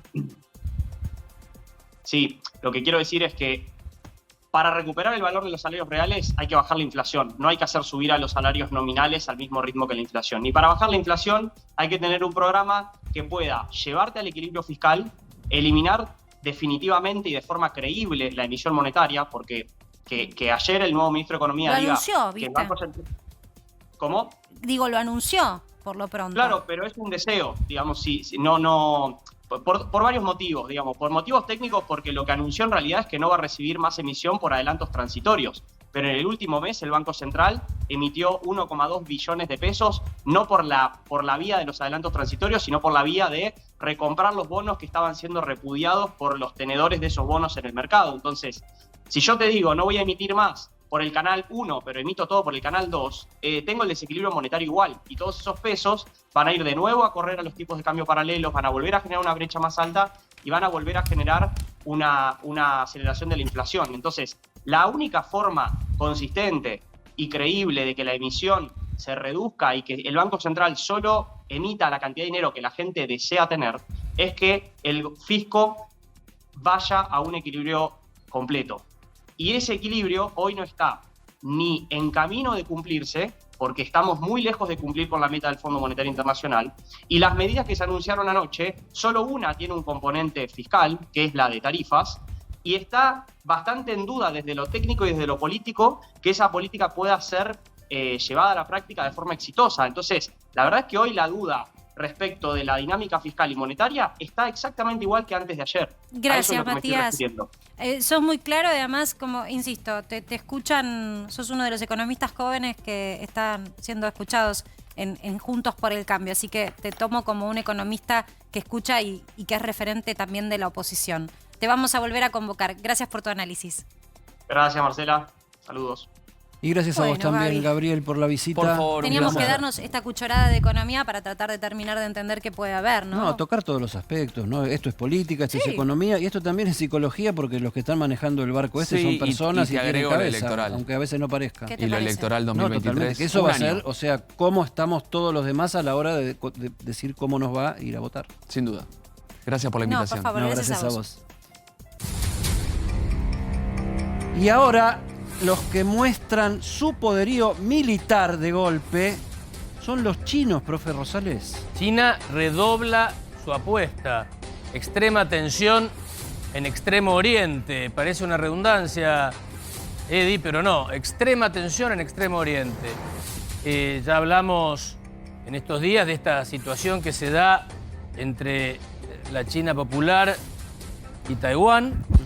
Como consecuencia... Estas imágenes que estamos viendo son imágenes de estos días. Esto es sí, parte, de las últimas horas. es el despliegue de las últimas De las últimas horas, maniobras militares rodeando la isla de Taiwán por completo, en 6 teatros de operaciones diferentes. Seguramente vamos a tener un mapa en un minuto, te puedo contar más o menos 6 teatros de operaciones diferentes, despliegues, con el objetivo... ¿Esto es todo en continente chino o No, también hay islas? También hay barcos movilizados. Movieron todo. La idea es simular un bloqueo de toda la isla de Taiwán con la idea de alcanzar objetivos que sean terrestres, marítimos y controlar el espacio aéreo. Onda, hay mirá, 6 si lo quiero áreas... hacer, lo voy a hacer así. Claro, ¿Eso es? exactamente. Es una señal al mundo entero, principalmente a los Estados Unidos, a Nancy Pelosi, que está en Corea del Sur, de camino al Japón. Probablemente se quede unas horas más. Pelosi, el tema es el cambio de horario, tenés que calcular 12 horas de diferencia. Bueno, rodearon Taiwán, lo rodearon por completo, y no es poca cosa, Eddie. Por este estrecho, pasa aproximadamente el 40% de los contenedores del mundo. Pensá que están los puertos, los grandes puertos de China. Esto es militar y es comercial. Es impresionante, es decir, el margen para un error de cálculo al que hacía referencia el secretario general de Naciones Unidas, que una guerra se puede iniciar por un error de cálculo, con todos esos barcos de todas las nacionalidades, con todo tipo de cargas, pasan por acá. ¿Por qué? Porque esto comunica los grandes puertos de China, Japón, Corea, impresionante la cantidad de industria que hay allí, por aquí a Europa. La India, Indochina, Europa. Esto es la gran fábrica de todo del Del mundo, mundo. ¿no? Es donde se fabrica todo. Todo lo que dice Made in China, que va a Europa, incluso muchas de las cosas que vienen para nosotros, vienen por acá. Entonces, estas son las 6 este es áreas. impresionante, ¿eh? 1, 2, 3, 4, 5, 6. Son las 6 áreas, rodeando por completo la isla de Taiwán y llegando, mirá, a 12 millas, 10 millas, es decir, 15 Están kilómetros. ahí, están Están al a lado. tiro de petardo. Están al lado. Y le mostraron a los taiwaneses y al mundo entero la potencia militar de China. Veían los misiles atravesar el cielo, turistas que estaban por las playas, ¿Qué miraban. dice el gobierno de Taiwán ante semejante Dice que está preparado despliegue? para repeler cualquier cosa, denunció que esto es un acto de agresión absoluto, Bueno, Estados eso Unidos sí. también. Estados Unidos trató de tirar paño frío, dijo, párenla, simplemente fue una visita, la de Nancy Pelosi. Una provocación contestada, redoblada la apuesta por China. ¿El comercio funciona normalmente? Sí, por el momento? no, pero hay muchos vuelos suspendidos y algunos barcos o que han tenido que desviar la ruta, eso encarece, complica, o demorar los barcos. No, porque después mañana nos levantamos y nos dicen, bueno, porque viste que se complicó China, entonces... Bueno, subió no sé qué o no Claro, hay no sé qué. claro. Pensá que las maniobras militares son desde el jueves hasta el domingo. Es decir, faltan todavía... esto sigue, hasta el domingo. esto recién empieza. Hasta el domingo siguen las maniobras, es decir, va a estar rodeada Taiwán. La posibilidad de un error en cualquier momento. Dato importante, Taiwán produce aproximadamente entre el 50 y el 70% de los semiconductores del mundo, los chips. Los chips, sí, los sí, chips tecnología de punta. que son la vida interna de infinidad de tecnología que tenemos en nuestras casas, en todos lados. en nuestro trabajo son producidos en Taiwán. Entonces, eso también puede ser un gran inconveniente. Leía recién que las grandes fábricas, industrias o productores de chips dicen vamos a demorar la producción, no sabemos si la podemos sacar, si vamos a estar bloqueados. ¿Y esto, hay la información suficiente de adentro de China para ver cómo le pega a Xi Jinping en su plan de liderar vitaliciamente este país tan grande? Bueno, fíjate estos videos son de propaganda, en el sentido estricto del término, son estrictamente de propaganda. Ahora muestran un poderío que le pega muy fuerte, muy positivamente a la vena nacionalista china, del nacionalismo chino, que es una de las banderas de Xi Jinping. Xi Jinping ha vuelto como a retomar la idea de una China fuerte, importante, vital, protagónica en el mundo entero. La identidad china. ¿Qué es? No, pues te pregunto eso porque queda claro lo que significa para Occidente y cómo lo lee Occidente, y vos nos contás cómo lo lee Taiwán, que es el rodeado, pero no hay tanta información desde adentro. Desde adentro, China, pero claramente todos estos videos son emitidos por el Ejército Rojo, el Ejército Popular chino, con la idea de reforzar el frente interno también, mostrarle a los habitantes de China cómo reaccionaron frente a la provocación de los Estados Unidos. Así que hay que estar atentos, Eddie, hay que estar atentos porque China redobla la apuesta y hay extrema tensión en el Extremo Oriente. Clarísimo.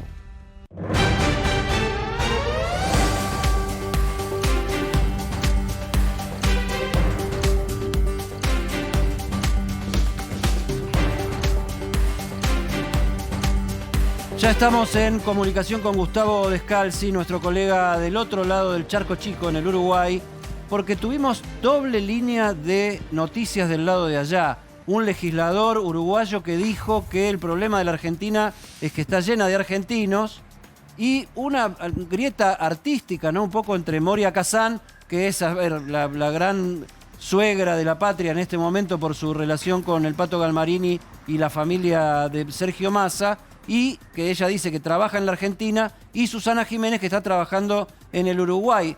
De todo, Descalzi. Tenemos de todo, lo bueno, lo malo, lo excelente y lo horroroso. ¿Qué quiere que arranquemos con lo malo? Con el señor Cayani, senador nacional, en programa de televisión en vivo hoy a la mañana, hablando de que el problema de la Argentina son los argentinos, pero redobló la apuesta. Si usted sigue transitando, Gustavo, dame esos un pocos toquecito segundos de video, dame un toquecito, ¿sí? Quédate porque tengo que hacer una pausa y ya volvemos con estos temas. Dale.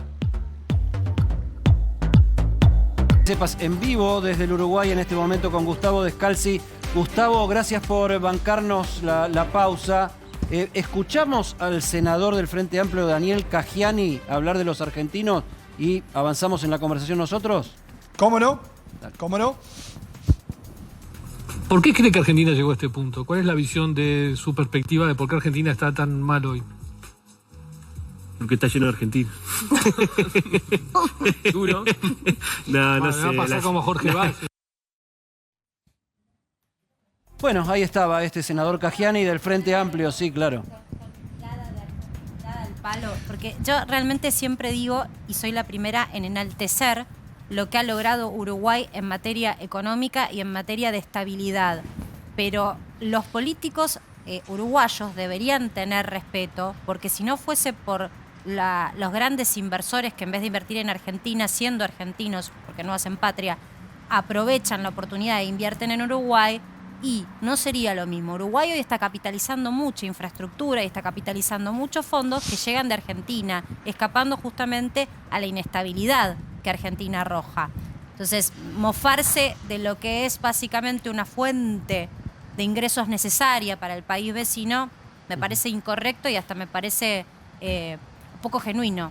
Gustavo, ¿y qué repercusión tuvo allá este exabrupto del senador del Frente Amplio?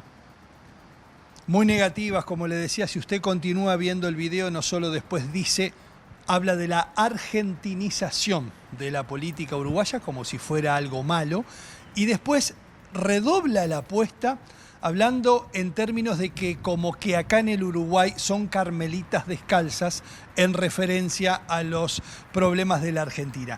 Creo que este exabrupto... Lo cual puede ser, no solo perdón. le voy a decir, lo cual puede ser, Gus. Sí. vamos a ser honestos, puede ser, porque los desequilibrios que tenemos aquí, políticos y económicos, no los tiene Uruguay. Ahora, insisto, Uruguay le va muy bien también, capitalizando inversiones de argentinos. Sí, pero además este señor, además de ser un representante nacional, un senador nacional, fue hasta hace muy poco presidente del Parlasur.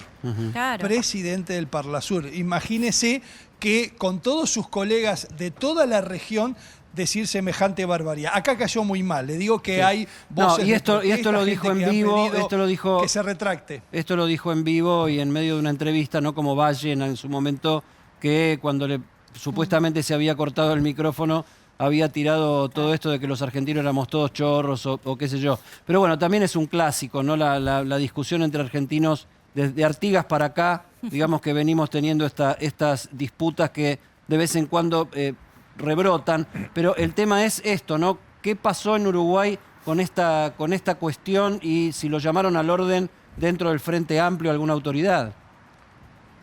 Todavía no ha pasado eso. Hay mucho enojo y digamos, le piden que se retracte o que pida disculpas, porque además el tono en que lo dice y se ríen todos en la mesa. Yo si hubiese estado en la mesa le hubiese dicho, senador, usted está hablando así, y cuando se refiere a los argentinos se está refiriendo a Fangio, a Favaloro, a los hombres como Alfonsín, a Bioy Casares, a Borges, a estos hombres que han dejado la Argentina y la han puesto en el mundo. Es una falta de respeto que un senador nacional diga semejante barbaridad de un país hermano. Así que yo creo que hay que dar vuelta a la página rápida de este triste incidente y de este triste personaje. Así que hay que dar vuelta a la página. Si diplomáticamente se le da alguna relevancia o pasa de largo. Pero bueno, esto es lo importante, lo denso. En el terreno de lo interesante y lo más jocoso estuvo este contrapunto entre Moria y Susana Jiménez por quién trabaja en el país y quién se fue del país, quién apuesta a la Argentina y quién no. Y era un poco la conversación, casi politizando un poco entre el actual oficialismo con Massa a la cabeza y Susana Jiménez, que suele aparecer un poco más vinculada a Juntos por el Cambio o al macrismo o algo así. ¿Cómo rebotó ahí, Gustavo? Bueno, acá rebota rápidamente. Creo que están saliendo las palabras y ya están aquí teniendo su repercusión. Yo estoy acá frente a la entrada del Enjoy, donde Susana Jiménez a partir de mañana vuelve a sus funciones de teatro. Quiero contarle varias cosas. Que Susana Jiménez está, digamos, con mucha tranquilidad aquí en Punta del Este, muy contenta del éxito que está teniendo. Ella va a volver a la Argentina en algún momento a hacer algo, a pesar de que el formato de este nuevo programa de televisión no se filma en la Argentina, se está filmando en México, pero ella va a volver para hacer algún especial en el año. No va a ser el programa que nosotros conocemos, ese que hacía toda la semana, con un público, digamos, en vivo. Eso no lo va a hacer, pero seguramente alguna participación va a tener en televisión, producida y grabada en la Argentina. Lo único que se vio fue lo de Yatra, que la vimos a ella ahí en el subte, la vimos a ella ahí divina, como siempre, Susana. Acá, Susana no le va a dar mucha importancia al comentario de Moria. Nosotros estamos expectantes y esperando a ver si nos cruzamos con Susana y le podemos sacar la palabrita. Última, Gustavo, en el estribo, porque ahí veíamos al senador hablando de la política argentina y este contrapunto tiene una connotación política. En la prensa uruguaya, en los medios, ¿se le dio trascendencia a este contrapunto más político? Sí, claro que sí, se le da trascendencia. Vuelvo a decir, nosotros estamos muy ligados a la actualidad argentina. De hecho, en todo el proceso de asunción de Massa, acá era tapa de todos los diarios, acá estábamos permanentemente en la radio, en la televisión, porque todo lo que ocurre en la Argentina va a impactar en el Uruguay. Así que todo lo que pase allá, nosotros lo vemos con buenos ojos, con malos ojos, con ojos grandes. Y siempre estamos expectantes de lo que está ocurriendo, mucho más de lo que ocurre en Brasil, a pesar de que Brasil también es un socio estratégico del Uruguay, pero la repercusión de todo lo que ocurre en la Argentina, en el Uruguay es seguida, pero minuto a minuto le voy a decir. Gracias, Gustavo. Y bueno, la mezcla de política y espectáculo de un lado y del otro del Río de la Plata. Un abrazo grande, nos volvemos a comunicar en cualquier momento.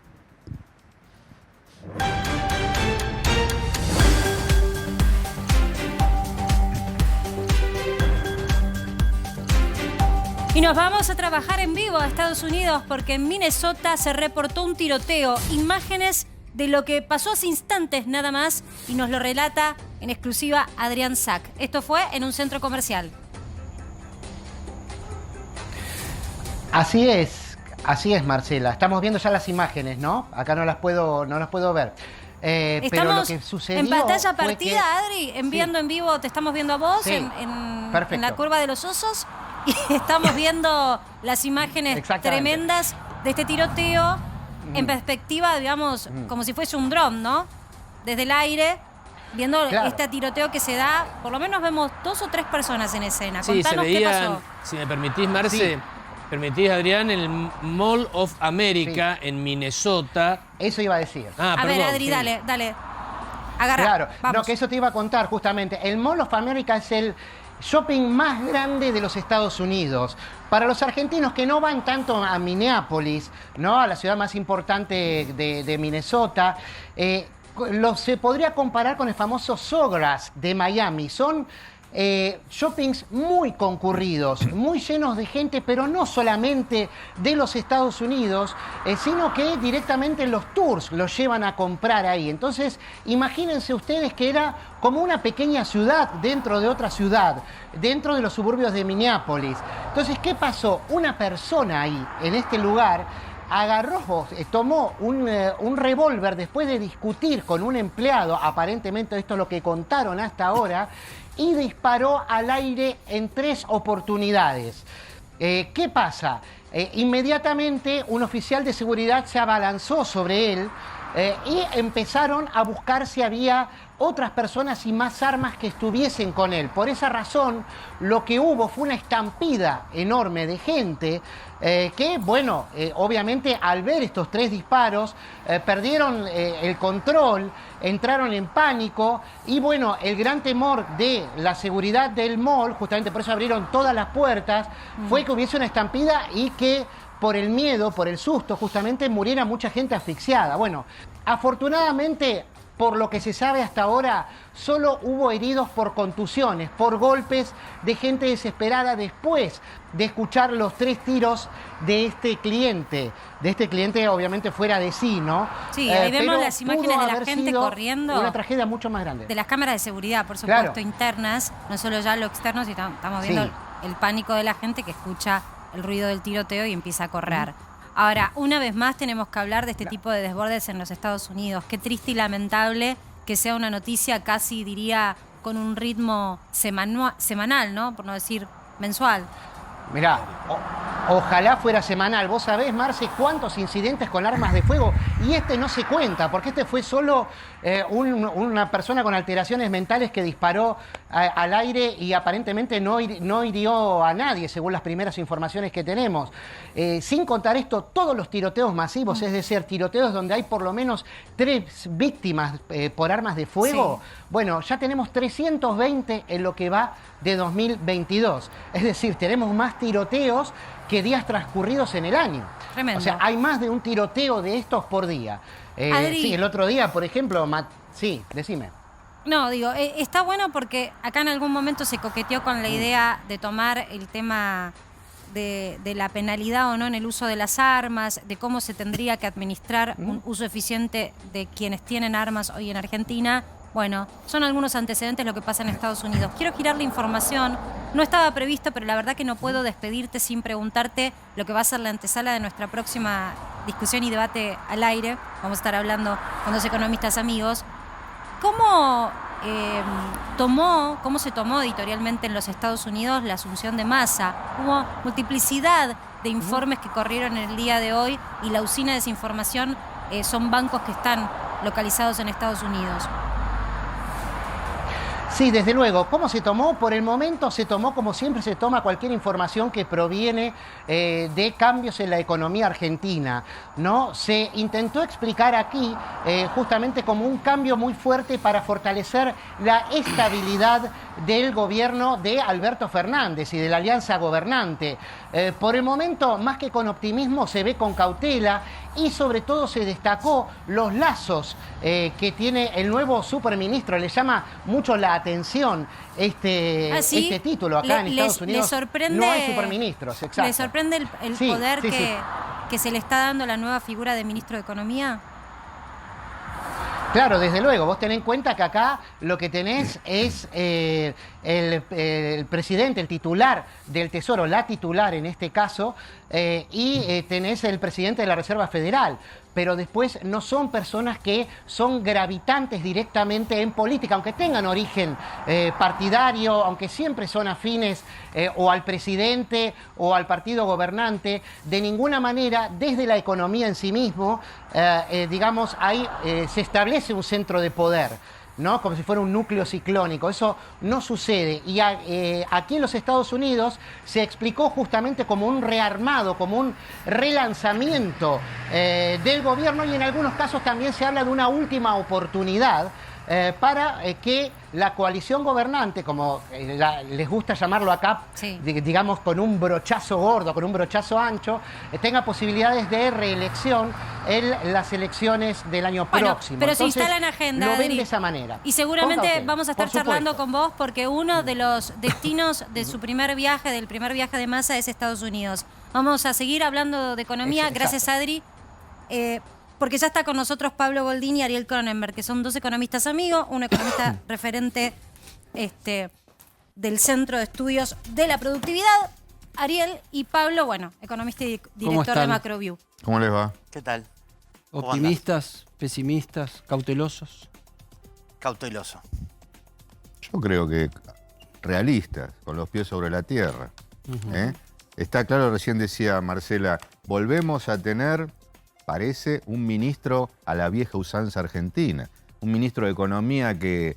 Siempre los ministros de Economía en Argentina siempre fueron el ministro más importante del gabinete.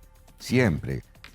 Más, menos, pero el ministro de Economía siempre era la referencia principal. Incluso a veces cuando ya existió el jefe de gabinete del ministro, el ministro de Economía era el que manejaba la batuta después con el presidente. Así que este ministro es un ministro político, es un ministro de Economía político. Sí, la diferencia tal vez es esa, ¿no? Que es político y que el presidente no es un presidente fuerte, porque los grandes ministros, los ministros fuertes tuvieron un presidente fuerte al lado, y parece que no es su característica principal. Argentina ahora retrocedimos a la época del triunvirato. Es como que, parece como que tenemos un triunvirato. Lamentablemente los triunviratos en Argentina, o incluso los triunviratos en la antigua Roma cuando empezaron, siempre terminan mal, porque se terminan peleando entre ellos. Pero bueno, es un triunvirato donde un vértice es el ministro de Economía, que es un ministro político, con peso político. Bueno, vamos a ver cómo ancla esto, porque parte del problema, más allá de que tenemos un desorden económico muy grande, como decía Marcela, es un problema político también. Así que bueno, vamos a ver. Y en los funciona. enunciados de lo que escucharon hasta ahora y algunas de las primeras medidas, hace instantes nada más sacó también el Banco Central algo que es para fomentar básicamente a los exportadores e incentivarlos, ¿no? En lo que vieron hasta ahora. Rápido, de trazo grueso, lo que ayer se vio, se anunció, por lo menos lo que se planteó ayer, yo lo veo como un conjunto de medidas, una especie de se puede llamar un plan, un plancito, que tiene como objetivo prioritario estabilizar la tasa de inflación en un nivel alto. Eso parece una paradoja, pero venimos de... ¿Qué es alto? Porque ya está re alto. Mi opinión, me puedo equivocar, pero me parece que si esto entra con el pie derecho, pisando bien, y la cosa va bien, y podemos pensar y hablar qué significa que esto entre con el pie derecho, yo creo que después del vendaval de julio, que va a ser 7-8% mensual, después del mini vendaval de agosto, que seguramente está jugado a 6, una cosa así, después la tasa de inflación, si esto sale más o menos bien, tendría que buscar estabilizarse en 4, 4,5, 5, 4. Que parecería poco, pero no lo es. Es consuelo de todo, pero bueno, por lo menos como arrancó. Después, si con el correr de los meses esto se va estabilizando, esto va ganando terreno, el ministro va consolidándose y aparecen algunos resultados, bueno, hay que ver si esto se mejora lo de ayer, se implementan más cosas, se va retroalimentando positivamente y después podemos ver. Pero de acá a los próximos meses no es poco, porque veníamos de 4, 5, 6, 8, ¿a dónde íbamos? ¿Me dejas una línea reabierta ahí, pero Ariel? Bueno, yo tengo una visión, un matiz un poco distinto, quizás un cauteloso pesimismo. como algo positivo no se anunció un salto devaluatorio. El ingreso de Massa le dio aire al gobierno para postergar o por lo menos desalentar este debate en la opinión pública de adelanto de elecciones, si no es menor, incluso de asamblea legislativa. Se dejó de hablar de eso. Ahora, en cuanto a lo económico, el problema es económico, no es político. El problema económico es el siguiente. Tenemos un déficit fiscal que se está atacando por un solo lado, que es el tema tarifas, que va a incidir en el nivel de vida de la clase media, del AMBA y de los vulnerables, que se prometió a los 10 millones de usuarios que se anotaron para sostener el subsidio y no recibir ese aumento, algo que no se cumple, porque el señor Massa nos anuncia que a partir de cierto nivel, 400 kilowatt hora, se va a cobrar la tarifa plena. Entonces ahí ya hay una violación de la inseguridad jurídica y de las promesas del gobierno respecto de la implementación del aumento de las tarifas. Y en segundo término, no se habla del déficit de empresas públicas, que equivalen 3/4 partes al ajuste pleno de tarifas. Es decir, hay fuentes y origen de las necesidades de emisión monetaria sobre las cuales no se ha actuado. Entonces, yo no creo, a diferencia de ustedes, si me permiten una opinión distinta, que Massa recree un superministro como lo fueron Surruí, Cavallo o en alguna medida Lavagna. Porque no tiene a cargo la infraestructura y la obra pública, queda en el Ministerio del Interior, con Guado de Pedro. No tiene a cargo el control de las empresas públicas, que está disperso en diversos representantes de la Cámpora o del Instituto Patria. No tiene a cargo la energía, por ahora no la tiene a cargo. Eduardo Basaldo, de hecho, es el que tiene a cargo el área energética, de tal manera que las fuentes y origen de la emisión monetaria que los argentinos siguen repudiando, demandando dólares y agotando ellos mismos la reserva del Banco Central, siguen vigentes. Tenemos que ir a una brevísima pausa. Les voy a dejar planteada una pregunta. Cuando me toca hablar en Off the Record con empresarios, te reconocen todos que están vendiendo más, que hay distintos rubros, que se vende, que hay movimiento de dinero. Mi pregunta es, ¿cuánto se está quemando la gente en consumo en detrimento del ahorro y cuánto eso va a poder soportar el bolsillo? Ya volvemos. Habíamos dejado una pregunta planteada para nuestros amigos economistas que nos acompañan hoy y yo les preguntaba lo que me pasa a mí. Cuando uno habla con distintos referentes de distintas industrias, te dicen, la verdad estamos vendiendo más. Y yo me pregunto, claramente eso es porque hay más consumo. Ahora, ese consumo es que el argentino está quemando su posibilidad de ahorro. ¿Hasta cuándo vamos a tener buenas noticias para los empresarios? ¿Hasta cuándo el bolsillo va a avalar mayor consumo? Sí, yo te digo 3 cosas rápidas. Una, yo también con muchas empresas me dicen, sí, estamos bien, estamos vendiendo más. Estamos vendiendo más, y yo le digo, con respecto a 2019 o a 2018, no, ahí tanto no, o igual, o más o menos. O sea, estás vendiendo más con respecto a los últimos tiempos, pero no estás en un gran momento de tu vida. Segundo, es cierto que se está moviendo, hay mucha plata en la calle, se ha emitido mucho, está dando vuelta a la plata, la gente no quiere los pesos, seguramente algo de las cosas vas y compras. Tercero, la peor noticia que tengo para darte, me parece, yo creo que eso se va a ir acabando. Ya si empezás a preguntarle a tus propios empresarios amigos, ayer ya es peor que hace un mes. Y yo creo que el mes que viene va a ser peor que este mes, porque este tipo de, como está funcionando la economía, la actividad, el consumo, el movimiento en la calle va a irse bien. Yo les pregunto esto porque en el bienestar o en el buen humor, la tolerancia está marcada justamente por la posibilidad de mantener cierto estatus de vida. No sé, Ariel, ¿cómo lo ves vos? Ventas no es producción. Las cifras de producción están dando una moderada reactivación, pero se está produciendo ventas masivas por un boom de consumo en bienes durables y en bienes digitales, hasta entrada de recitales, valga la anécdota, para ver a Coldplay, de tal manera de reventar todos los pesos, aquellos que no puedo destinar al dólar. Hablo de la clase media. Pero estamos agotando los stocks de mercaderías que quedaron en los comercios y estamos produciendo los pocos autos o los pocos bienes durables que aún se pueden producir con los insumos importados que se adelantaron aprovechando la brecha cambiaria. Por eso coincido con Pablo, esto tiene patas cortas. La duración es corta. Hoy habló la oposición en un comunicado y dijeron, a ver, sabor a poco. Ese es en vez de sabor a nada, el bolero de Palito Ortega, sabor a poco. Que podrían haber dicho sabor a nada, es un gesto político haber dicho sabor a poco. Por otro lado, los movimientos sociales de izquierda hicieron una movilización. Juan Grabois dice que está a punto de irse del gobierno y la CGT parece que rehabilita su movilización del 17 de agosto, que estaba desactivándose, pero ahora volvió al medio del asunto. O sea, sigue habiendo un marco político complicado, o sea, para cómo poner de acuerdo a todas estas piezas, ¿no? La oposición que pide, dale, hacete cargo del ajuste y andá a fondo y pagá vos el costo político, y después el peronismo básico que dice, basta. Bueno, dos cosas. Uno, con respecto a la oposición, yo voy a dar una noticia que a lo mejor para mí es positiva. Ayer el ministro de Economía, político del peronismo, habló. Después no sé si lo va a hacer, pero habló con el idioma de voy a mirar un poco los planes sociales, voy a auditar, voy a subir las tarifas, vamos a tratar de blanquear un poco eso, voy a congelar la planta de empleados públicos.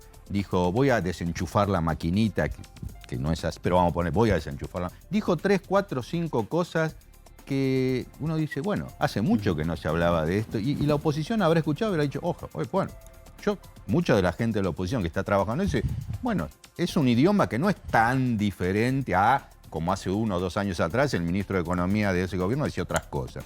Pensando a futuro, pensando en transición, pensando en nuevos gobiernos, a lo mejor empezamos de a poco por la imposición de la realidad y por la crisis, a lo mejor empezamos a hablar un poquito el mismo idioma. 2, la conflictividad social va a ser uno de los test de esto. De lo de ayer, de lo de Massa, de lo de ahora, en el cortísimo plazo. Los próximos 60, 90 días hay 4 o 5 test que para mí son claves. Uno es la conflictividad social. ¿Cómo maneja el gobierno este movimiento social que no va a estar para nada contento con lo que se anunció ayer o lo que está pasando en general? Además de otros test económicos que son muy importantes, el test político de cómo se maneja el triunvirato y el test social de cómo contienen no solo a los Grabois, sino a todo un conjunto de gente que uno siente como que no están al comando de alguien. Viste que a veces uno dice, los políticos manejan la calle. Yo no sé qué tanto están manejando algunos grupos hoy en la Argentina esas situaciones. Así que me parece las dos cosas que vos dijiste. Hoy le pregunté a De Mendiguren esto mismo, y ¿sabés qué me dijo el ministro de Industria? Hay que gobernar. Bueno, tiene sentido, ¿no? Yo también me pregunto en materia de captación de dólares, que es básicamente lo que se propuso Massa, ¿qué posibilidades concretas hay? Él habló de captar 7.000 millones de dólares, un poco en el número que suma que puede adelantar el agro de exportación, de liquidación, perdón, sumado a una situación de acuerdos con distintos organismos multilaterales. ¿Se llega a ese número? ¿Ustedes lo ven factible de acá a fin de año? A mí me genera muchas dudas. Hay mucha fragilidad en esta decisión. O sea, habla de un momento de zozobra económica extrema, porque hemos vivido, y podemos preguntarle a Pablo también, y creo que va a coincidir, una de las mayores liquidaciones, o sea, una de las mayores liquidaciones de la cosecha, una de las mayores cosechas del sector agropecuario en los últimos años. Sí. Y todo eso se ha ido en la formación de activos externos de los argentinos. O sea, la clave acá que hay que entender es que las reservas del Banco Central las agotamos nosotros cuando demandamos dólares para cubrirnos de la alta inflación que se genera. Entonces, este parche transitorio, es una medida transitoria, es un parche para adelantar la liquidación de cosecha, nos dejará con menos dólares el día de mañana. Yo lo pregunto de esta manera. El problema es que se necesita pan para hoy para no hacer una devaluación, que significa hambre para hoy y hambre para mañana también. La realidad nunca pide permiso. Si vos no empezás a prolijar, aunque sea, todos tus números, como decía recién acá, vos tenés un lío bárbaro con los dólares y tenés un lío bárbaro con los pesos. Los pesos dicen, vamos a desenchufar la maquinita a ver qué pasa. Ese partido para este año está jugado, va a ser difícil ordenarlo, pero bueno, van a hacer el intento. Por el lado de los dólares tenés un lío bárbaro.